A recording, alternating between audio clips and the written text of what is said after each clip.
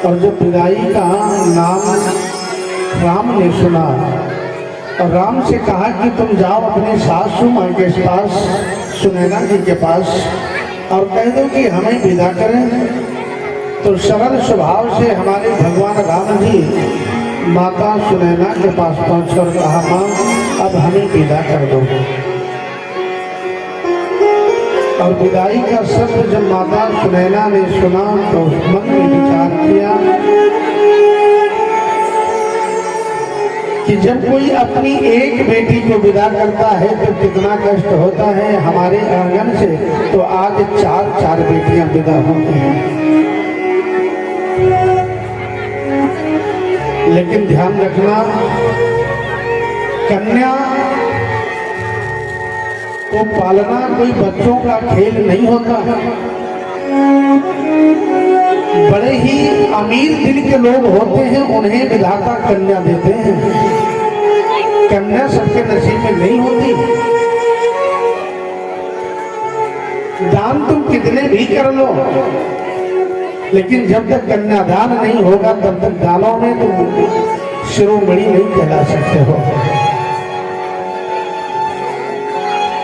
धन्य है वो घर के आंगन जिस आंगन में बेटी के विदाई के अश्रु गिरते हैं। बेटियां जब विदा होने लगती हैं और अपने आंखों से अश्रुओं के बूंदों को जब आंगन में गिराती हैं तो शमशान के समान यदि अपवित्र आंगन होता है वो अभी आंगन पवित्र हो जाता है। कब? जब बेटियां विदाई के समय पर अपने अश्रुओं के बूंदों को गिराती हैं। माता सुनैना के कानों में जब पड़ा कि मेरी बेटियां 4 एक साथ विदा होंगी तो अकुला उठी। नहीं, बेटा राम, अभी विदाई का समय कैसे हो सकता है। इधर सुनैना माँ ने राम से कहा अभी विदाई नहीं कर पाऊंगी। तब तक आवाज बढ़ गई कि इसके कान में जो तोता सुख और सारिका को माता जानकी ने पाल रखा पिंजड़े में। बेटियों के भी घर में एक से बढ़कर के खिलौने हुआ करते हैं। सीता माँ ने 2 तोता पाल रखा है एक पिंजड़े में, जिनके नाम है सुख और सारिका। पिंजड़ा काहे का है? सोने का। उस पिंजड़े में बैठे हुए तोते के जोड़े ने जब सुना कि सीता की विदाई होने वाली है तो आज तोते के जोड़े भी रोने लगे।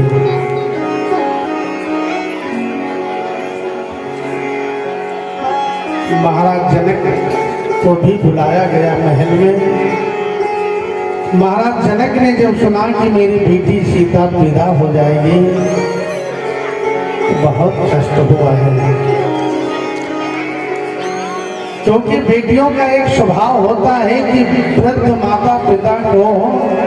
माता पिता जब बूढ़े हो जाते हैं तो बेटा जो होता है तो दवाई देता है, दवा पानी का ख्याल रखता है। लेकिन ध्यान रखना, बेटियां यदि आकर के मौके पर दवा नहीं दे सकती तो दुआ देने में कसर भी नहीं रखती है।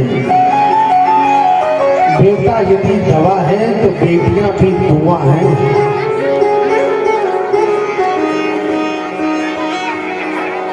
बहुत ही गमगीन अवसर पर 4 पालकियां सजाई गई है।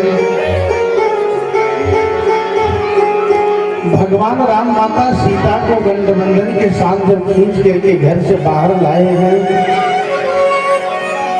माता मांडवी को भरत जी खींच करके जब बाहर लाते हैं,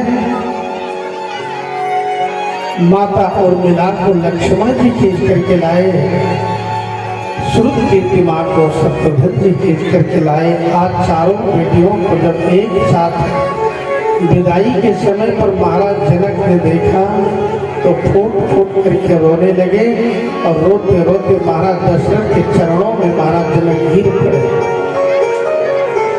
और महाराज जनक ने दशरथ से कहा है ये जो मेरी बेटियां हैं, ये देखने में बेटियां हैं, ये मेरी आत्माएं हैं।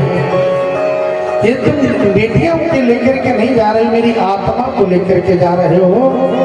और मेरी बेटियों से यदि कोई गलती हो जाए, कोई अपराध हो जाए, तो मैं हाथ जोड़ता हूँ, मेरी बेटियों को कुछ मत कहना, इनका वो लेना, मुझको दे देना, मैं सब कुछ सुन लूंगा, बर्दाश्त कर लूंगा, क्योंकि इन बेटियों का मैं एक पिता हूँ। मैं एक पिता हूँ। उलहना लेने के लिए पिता बैठा है। धन्य है वो बेटियां जिनके जीवन में जिनके माता पिता दोनों जीवित होते हैं उलहना लेने के लिए। दशरथ जी कहते हैं, जनक ये तुम्हारी बेटियां नहीं है। बेटियां जिस घर में होती हैं वो बहुत बड़ा व्यक्ति होता, अमीर होता है। मांगने वाला तो वो होता है जिसको विधाता पुत्र देता है, और पुत्र को लेकर के भी भिखारी की तरह वो बहु मांगने मांगने में घूमता रहता है। हम तो भिक्षुक की तरह तुम्हारे दरवाजे पर मांगने के लिए आए हैं। और जो तुम कहते हो कि अपराध मेरी बेटियों से हो जाएगा, तो मैं सत्य कहता हूँ, आंख की पुतली की तरह तुम्हारी चारों बेटियों को रखूंगा। जैसे कोई तिनका उड़ करके आने लगता है, तो ये पलकें आंख की झपट करके नेत्र को बचा लेती हैं। उसी प्रकार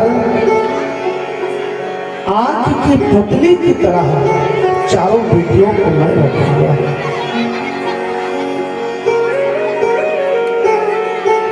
बारात जनकपुर से विदा हो चली।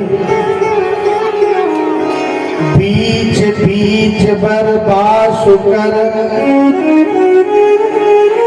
महाराज जनक ने जनकपुर से और अयोध्या के बीच में कई कई स्थानों पर बारात रुकने की व्यवस्था की है, कि जहाँ पर बारात रुके वहाँ खाने पीने की व्यवस्था भी की है, कि किसी बाराती को किसी प्रकार का कष्ट न हो। और बहुत शुभ मुहूर्त में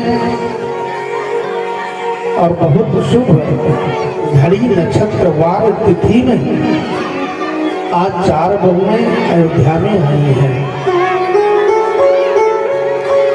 चारों बहुएं जब पालकी से उतरी, तो आज तीनों माताएं जो सास के रूप में हैं, वो परछन का कार्य करने लगी हैं।